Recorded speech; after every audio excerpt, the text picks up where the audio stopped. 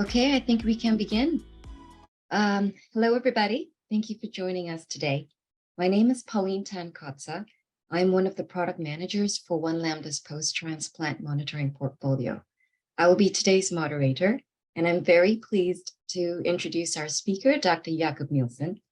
Dr. Nilsson is senior physician and head of the Transplantation Immunology Laboratory in the Department of Immunology at the University Hospital of Zurich. Dr. Nilsson is extremely passionate about his patients' well-being and is an advocate for early detection of allograft injury and rejection. Today's presentation is entitled Detection of Donor-Derived Cell-Free DNA from Both Grafts in the Setting of a Second Kidney Transplantation by a New NGS-Based Assay. Dr. Nilsson, good afternoon. Thank you, Pauline, for this very kind invitation. And I also want to take the opportunity to thank One Lambda for allowing me to talk a bit about donor-derived cell-free DNA and to talk a bit about our recent work.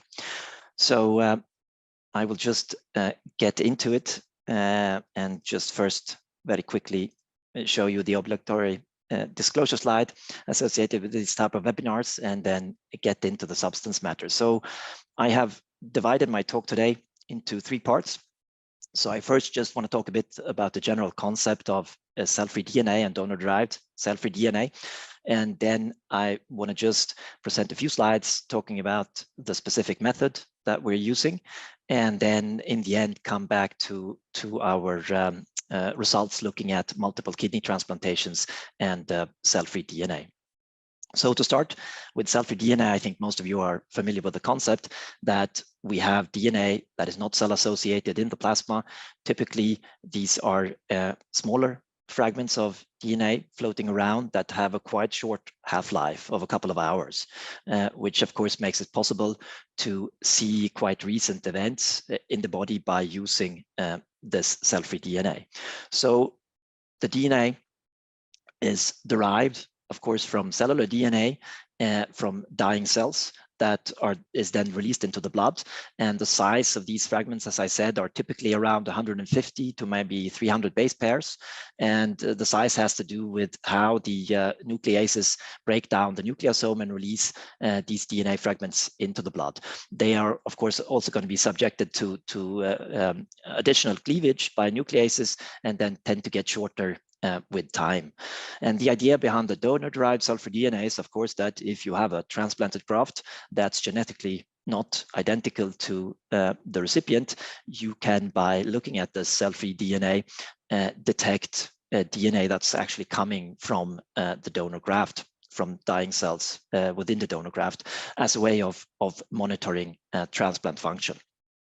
So there's a couple of different techniques that can be used to do this, right? And you can use different targets. I think most assays that are used to date are really using either single nucleotide polymorphisms or indels to distinguish between individuals.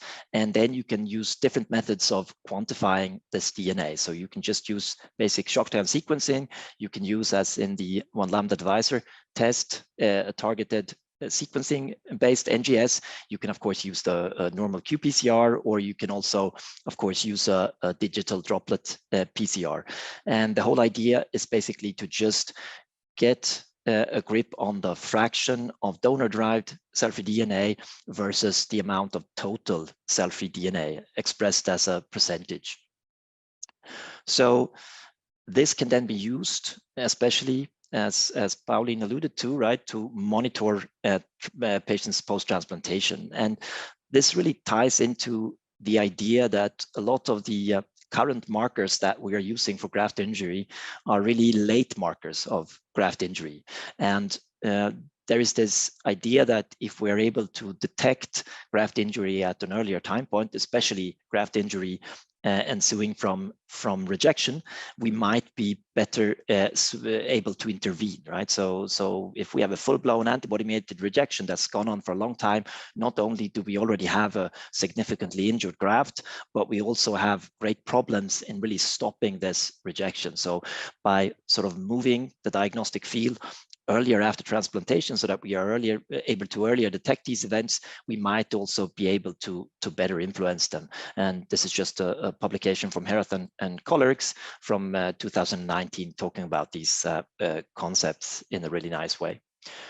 So if one thinks about integrating these type of analysis into everyday clinical work with kidney transplant patients, for instance, you would, of course, then use the assay, you use this quantification post-transplantation for some type of longitudinal monitoring of patients, where you would have some type of set point where you would decide that below this level, I think that I have a very good stable graft function and no signs of graft injury. But if my monitoring shows elevated values, that will lead to some type of clinical decision-making and some type of decision. That can be, of course, decisions related to therapy, but also decisions related to other type of diagnostic approaches. And I think that the utility of using this has really been solidified and proven during the last years. There's been some very major significant publications within this field. And I just want to show you a couple of results from those publications. So in my opinion, one of the best studies that have been performed to date is the so-called trifecta study, coordinated by Phil Halloran and published in JSON last year, where we were also able to contribute a few cases. So this study was based on the enrollment of 300 patients. And it's important to note in this study that this is all patients with indication biopsies. That means that something was wrong or was suspected to be wrong with the transplant, and that's why they underwent the biopsy. So of course, in this type of population, you will have much higher frequencies of rejection than you would have in just a standard protocol biopsy cohort. So what was done in this study is that from these 300 patients, they obtained 300 biopsies that were subjected not only to standard histopathological assessment according to the Banff criteria, but also to the so-called molecular microscope. So the molecular microscope, for those of you who are not familiar with it, is a way of looking at transcripts from the donor kidney in order to classify the transcript that are expressed into different rejection profiles, or into, of course, a designation of a healthy biopsy. So it's a bit of an improved or additional way of investigating kidney biopsies. And then just before the biopsy was obtained in these 300 patients, they also had a blood sample drawn for donor-derived cfDNA analysis. So if we just look at the overview of the study, you will see in this plot where you have the percentage of donor-derived cfDNA on the y-axis, and you have an x-axis with days post-transplantation. And then you have all the dots here seen in this plots are biopsies, and you can see that the dots are colored according to their profile in the molecular microscope. So on the left-hand side, on the bottom left-hand side of the graph, you will see the abbreviations for the different profiles. So NR stands for no rejection in this setting, and then you have two types of TCMR in the molecular microscope, which is important, where TCMR1 is a much more active T-cell mediated rejection, and TCMR2 and this TCMR1 profile also has some transcripts associated with antibody mediated rejection that are elevated, whereas the TCMR2 is a much more inactive type of T-cell mediated rejection.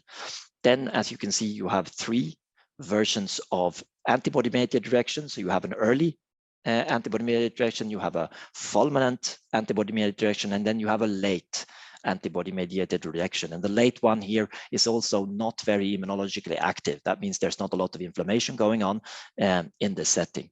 So just by looking at the percent dd-cfDNA in combination with the coloring of the biopsies, you can see, of course, that both the early and the full ABMRs are very, very overrepresented in the patients having significantly elevated dd-cfDNA. And you can also see some TCMR1s and TCMR2s in there, but this correlates really nicely. So if we then break it down onto the different populations and also look at the quantification of donor-derived cfDNA, you can see here that the elevated values are very strongly associated with the TCMR1 phenotype, as well as with the early antibody-mediated reaction and fulminant antibody-mediated reaction, whereas the TCMR2 phenotype is a bit more intermediately associated. And of course, the patients without rejection and the late ABMRs don't really show a significant elevation of donor-derived cell-free DNA. And it's important, also interesting to note that the elevation of donor-derived cell-free DNA correlated much better with the molecular pathology. That means the molecular microscope than it did with standard pathology, which I think is also something very interesting. So if we move away from the trifecta study and go to another study published also last year by Obriska and colleagues, where they also looked at indication biopsies and looked at different types of transplant diagnostics that we can do post-transplantation to predict rejection. And they sorted this into two types. On the left-hand side, we look at any type of rejection, whereas on the right-hand side, we look specifically at ABMR, specifically at antibody-mediated reaction. And we can look, as described here as an area under the curve, how good these different diagnostic modalities are at predicting rejection. We have different things here. So you see, of course, on top the dd-cfDNA, then you have DND assay, standing for de novo DSA development after transplantation. You have serum creatinine, and then you have urine protein versus creatinine, which is a measurement of kidney damage that is done on urine. And then you have time post-transplantation. So of course, it's a given fact that if you are performing indication biopsies, so it means that you think that clinically something is wrong with the kidney, when you're doing this late after transplantation, the likelihood that you will find rejection is pretty high, right? So just time in itself will be an important factor here. But I think it's interesting when you look for any rejection, the area under the curve for the dd-cfDNA is 0.82, whereas it for DSA is 0.7, right? And if you move over to ABMR, of course, both of these analytical tools perform even better with an area under the curve of 0.96 for dd-cfDNA and 0.91 for de novo DSA development. So it really shows that both of these tools are important predictors for rejection after transplantation. But if anything, this study suggests that the dd-cfDNA is a bit better than DSA, probably very likely owing to the presence of DSA negative ABMR. So in terms of quantifying donor-derived cell-free DNA, you can look at two things, right? You can either look at the fraction of donor-derived cfDNA, or you can look at the copy numbers. So you are able to calculate the copy number based on, of course, the amount of plasma that you're using to extract your cell-free DNA. We'll come back to this when I talk about the assays a bit more.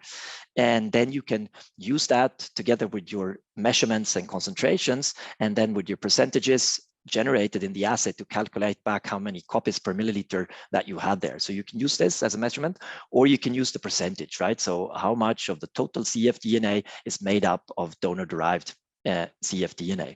So it's important when you look at this to know that kidney transplant patients in general have elevated values of cfDNA, total cfDNA as compared to healthy controls. So you can see this nicely in the study from Schutz and colleagues from 2020, where they looked at kidney transplant patients, and on the x-axis of the left-hand graph here, you have months after transplantation, and then you have the total cfDNA copy number, and you can see that on the far right-hand side of the left panel here, you have healthy controls. So you can see already that the kidney transplant patients, they do have quite substantially elevated levels of cfDNA, which is interesting. It's likely related to a lot of things, for instance, immunosuppression, increased turnover of cells and such things that happen in patients that we medicate. Some of the toxicities, but this tends then, when we look at it over time, to decrease slowly over time. So the longer you come away from your kidney transplantation, the lower it's likely that your average cfDNA values are, right? But this means, of course, that if we're using the percentage of cfDNA as our tool for detecting elevated donor-derived cfDNA, then of course that's going to naturally rise a bit. And you can see that on the right-hand side panel, right, where we have total cfDNA on the top, and this tends to decrease over time, just like you see in the left panel. But if you look at the donor-derived fraction, that tends a bit to increase over time. And this is then, of course, in large part just due to the amount that the total amount is decreasing. That means the recipient amount is decreasing a bit, so the relative contribution of the donor will be increasing slightly. But of course, you see these increases are in the realm of 0.5%. So it's not an enormous increase, but it's something that I think it's important to take into context. Whereas if you look at the copy numbers just presented right below, you will see that they tend to remain much more stable over time. Of course, you can also argue that the longer you come out from kidney transplantation, the more patients will have rejection, will have graft damage. So that is also, of course, driving a bit of this effect, even though this study particularly looks at kidney transplanted patients with stable graft function. So that's important to point out. But in terms of percentages or absolute values, I think both really have their merit. And this also becomes very clear when we look at our next study, which is also a trifecta cohort-based study. So it's also by Halloran and colleagues, published a bit later, that really focuses on the accuracy of these different quantifications. So if you look at this table, you can again see the accuracy for predicting here a composite endpoint of antibody-mediated rejection or a mixed rejection as considered by the molecular microscope. You can see, of course, the same type of accuracy as we saw in the last study, where the novel DSA development has an AUC of 0.66, whereas then the percentage of dd-cfDNA has a 0.084 AUC. Again, showing a little bit the superiority of this, but likely, of course, as I said before, this is really driven by the amount of DSA negative ABMRs that we are detecting. So this is the main reason for that.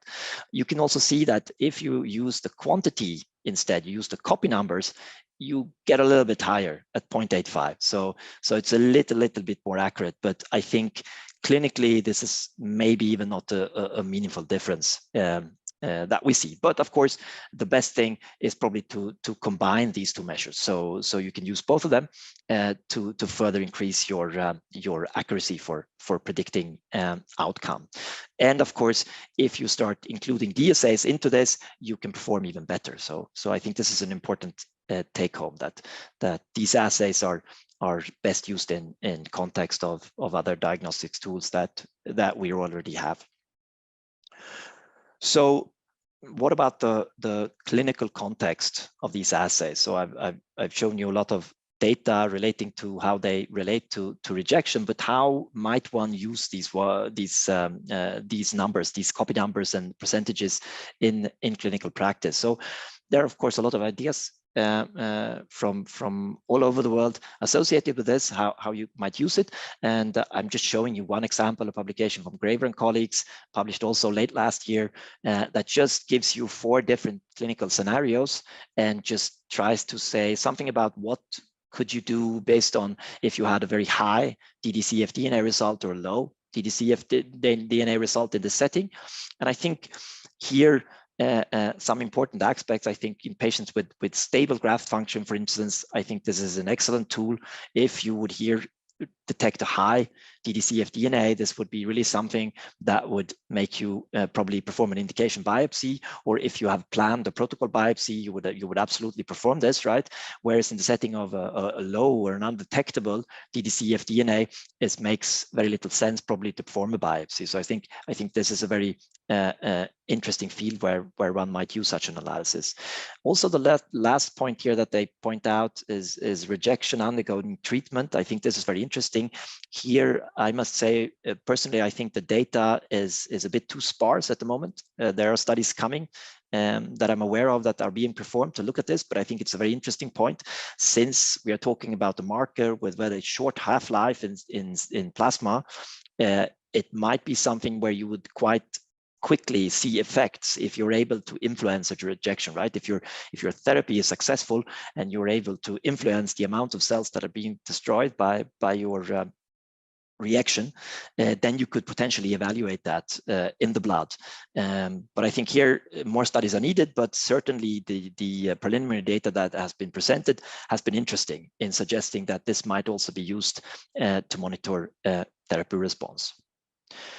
So just to summarize this first part of the talk, I think the utility and evidence, or the evidence for the utility of using dd-cfDNA, especially in the setting of kidney transplantation post-transplant, is really improving. And I think it's safe to say now that it is a valuable tool, and I think it's probably also safe to state that it has advantages compared to a lot of the other tools that we currently use.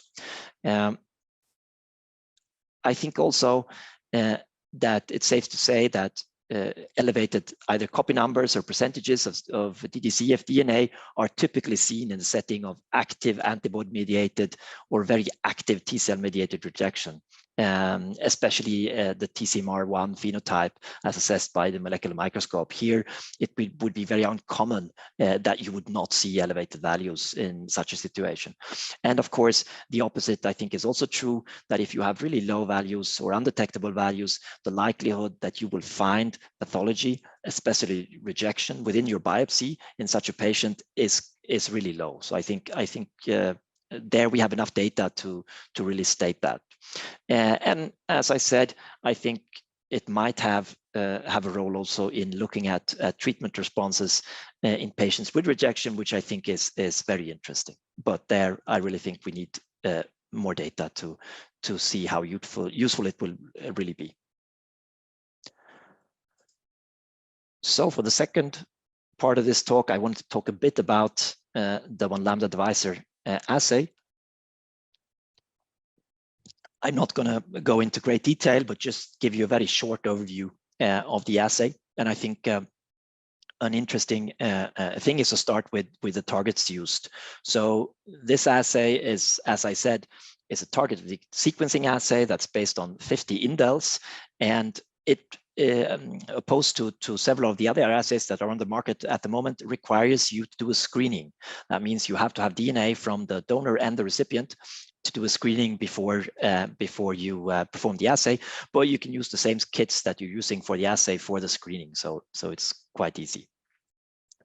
I wanted to say just a few words about indels versus single nucleotide polymorphism, SNPs. I think when you look at indels, and in this assay you typically uses indels of 2 to 6 base pairs compared to SNPs. You do not have the problem that you have with SNPs, that you have an influence based on basically on PCR errors and sequencing errors. And it's quite hard for SNPs to just distinguish a PCR error or sequencing errors from true SNPs, which means that your noise level is going to be very tightly coupled to the noise level of your PCR and your sequencing method. So for the indels, of course, it's much more unlikely that you will have PCR errors and sequencing errors that will look exactly as the indels that you are looking at, which means that, of course, that you theoretically have a better accuracy. You can also see here on the right hand side below that the indels, opposed to if you use a large panel, of course, of random markers, SNPs, a very large panel, of course, they will be very tightly associated with the ethnicity. So, and this is not the case for the 50 indels, which might also be an advantage. So to go to the assay itself, just to give you a quick overview of how it works. So of course, we start with blood. So here you can use dedicated cfDNA tubes, of course, is possible to do this. We in our laboratory use EDTA tubes. I think this is absolutely practical and useful. I think it's advisable to try to separate the EDTA plasma pretty quickly after that you've obtained the samples, optimally perhaps in 4 to 6 hours after getting the sample. But we also have experience with waiting a bit longer without really getting worse quality. So just for those of you who are not so familiar with cell-free DNA, it's not possible to use a native serum tube here because you will have a lot of cells bursting, releasing genomic DNA, and this will basically drown out your signal, drown out the possibility of detecting your cfDNA. So it probably has to be EDTA if you're not using dedicated tubes. What you then do, of course, as I said, is the plasma separation. And then you do your dedicated cfDNA extraction. Then, of course, from this extracted DNA, you would go over into the PCR steps. Here, of course, typically you would use a tape station to analyze the quality of your cfDNA. This is also something that you need if you want to get at the copy numbers, right? So you need the concentration here. And it's also a nice assay to just look at the quality so that you don't have enormous amounts of genomic DNA there that will really mess up your ability to be sensitive enough. So all of the problems here go in one direction, right? So if you have a lot of genomic DNA, if it's not pure enough what you're doing, then it will just limit your ability to detect something. So you will not be sensitive enough. Then you have your two PCRs. You have first your amplicon PCR, right, which is just amplifying the surrounding parts surrounding the indels. And then after that step, you will have your secondary step where you add your, of course, your sequence tags if you're using the Illumina background, and of course also your other tags that you use for your NGS sequencing. Such as indexes, for instance. And after that, you can, of course, pull your sample, do the cleanup, and then you can do your sequences, and then you come over to your data analysis. So I will just show you very quickly just a view from the software, how it looks, where you have one patient, where you can see on the left-hand side your different samples. You have the date when they were obtained, and you have your percentages for your dd-cfDNA. You can see some quality values, as well as you can look at how many markers were informative in this setting with a single donor. So that's how the analysis software looks. Good. So that was all for my second part. So I now come into the third part of the talk, which focuses on this situation, which is the situation that we have a patient that has been transplanted with more than one kidney. So sequential kidney transplantation, usually because the first graft is failing, of course, and then the patient gets listed again or has another possibility for a living donor transplant and gets transplanted again. So why is this problematic? First of all, is it common? It's quite common, actually. So at our center, where we do around 100 kidney transplants per year, a bit more, or a bit more, we have around 15% of the transplants being performed in patients that have been kidney transplanted previously.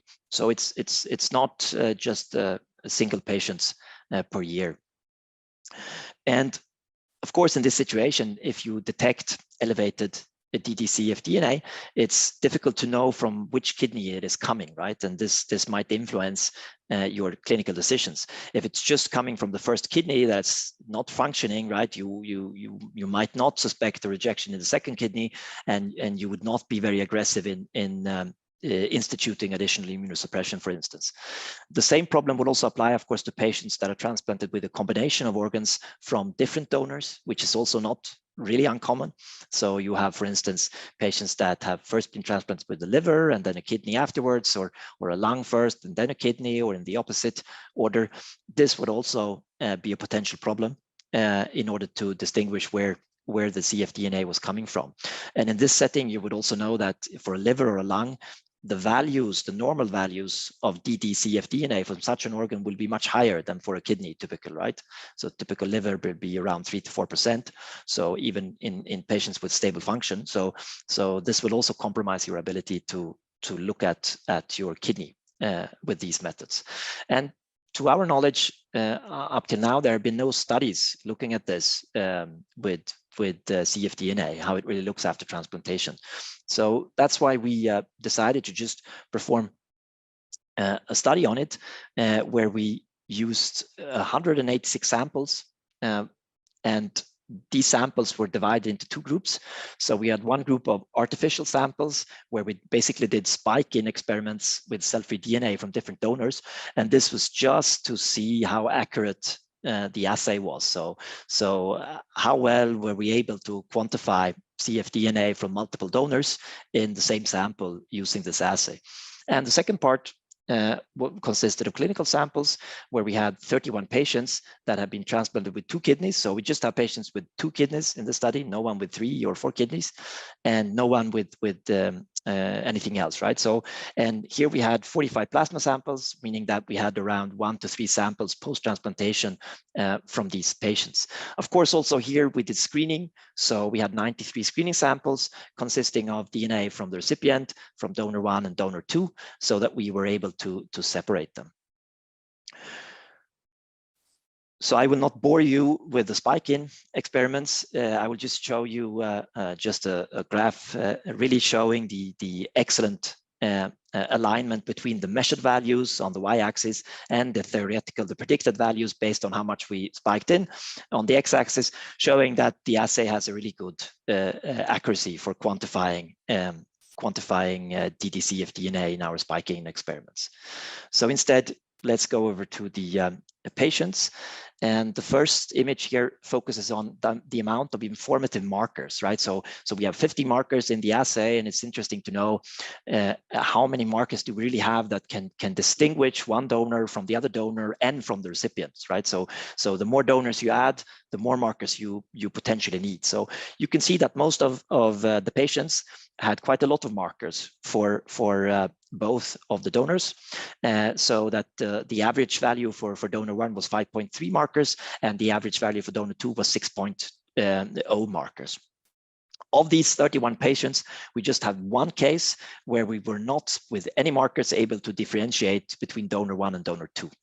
So this means we could differentiate the recipient from either donor 1 or donor 2, but we could not split the donors, right? So you can quantify how much donor-derived cell-free DNA you have, but you do not know from which donor it's coming, right? So 1 in 31, I think, with 50 markers at least shows us that this is something that's probably going to be quite uncommon, at least based of course on the small sample size from Switzerland.